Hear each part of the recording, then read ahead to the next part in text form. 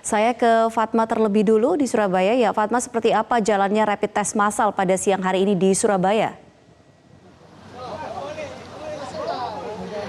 Ami dan juga pemirsa, hari ini merupakan rapid test massal hari ke-7 yang diselenggarakan oleh Badan Intelijen Negara. Dalam hal ini membantu Pemkot Surabaya untuk men-tracing kasus karena memang Surabaya menjadi pusat epicentrum kasus tertinggi di Jawa Timur. Dan hingga hari ke-6 rapid test massal diselenggarakan, sudah ada 5.000 warga yang mengikuti rapid test massal. Dan tempat saat ini saya berdiri yakni ada di salah satu titik rapid test massal, terlihat memang masyarakat banyak untuk berdatangan mengikuti rapid test massal ini, tapi yang menjadi catatan adalah masih berkerumun, bergerombol, padat, ramai, dan tidak menerapkan protokol kesehatan yang ada. Dalam hal ini adalah jaga jarak aman, yakni sepanjang 1 hingga 2 meter. Selain itu ada juga masyarakat Surabaya atau warga Surabaya yang belum memakai masker, bahkan ada yang memakai masker tapi tidak memakainya dengan benar dan juga baik. Dan kami juga memantau jalannya rapid test ini cukup teratur, namun kepadatan masih berlangsung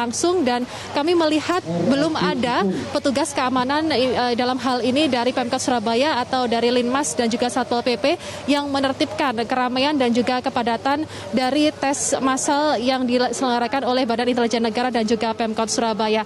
Dan perlu kami informasikan bahwa dari 5.000 warga Surabaya yang mengikuti rapid test dari hari ke-6 kemarin begitu, ada sejumlah 900 warga yang reaktif terhadap rapid test tersebut dan 988 hasil tes swabnya ini masih belum diketahui, namun 30% dari hasil tes swab tersebut positif.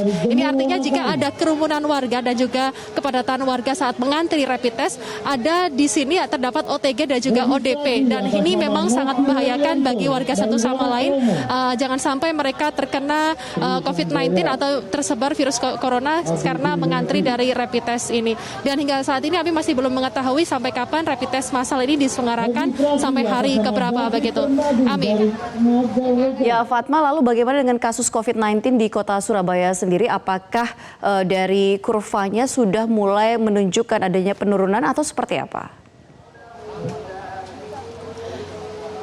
Baik Ami dan juga pemirsa, hingga tanggal 2 Juni 2020 kasus COVID-19 yang ada di Surabaya ini masih cenderung tinggi dan belum ada tanda-tanda mengalami penurunan. Ini seperti terdata dari Jatim Pemprov Jawa Timur bahwa kasus COVID-19 di Surabaya sendiri terdapat 2.700 kasus lebih, yang memang di Jawa Timur sendiri terdapat 5.100 kasus lebih. Ini artinya ada 60% kasus yang ada di Jawa Timur ini berada di kota Surabaya.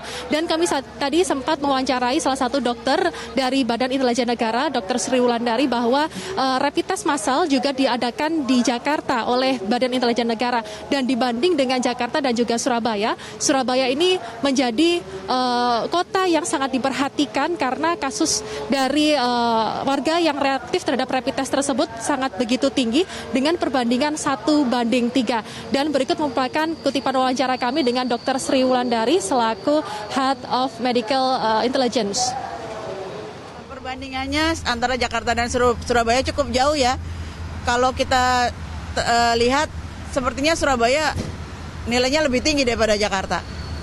Iya. Kalau Anda melihat perbandingannya ini berapa, dokter? 1:3 seperti itulah.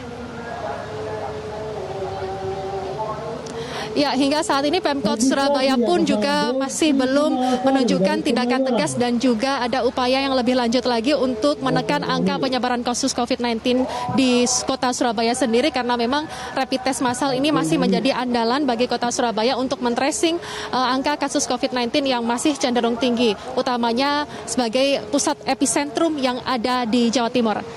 Sementara Ami. Ya, baik Fatma, dan kini saya menuju ke Yasmin Atania yang berada di Kota Bandung, Jawa Barat.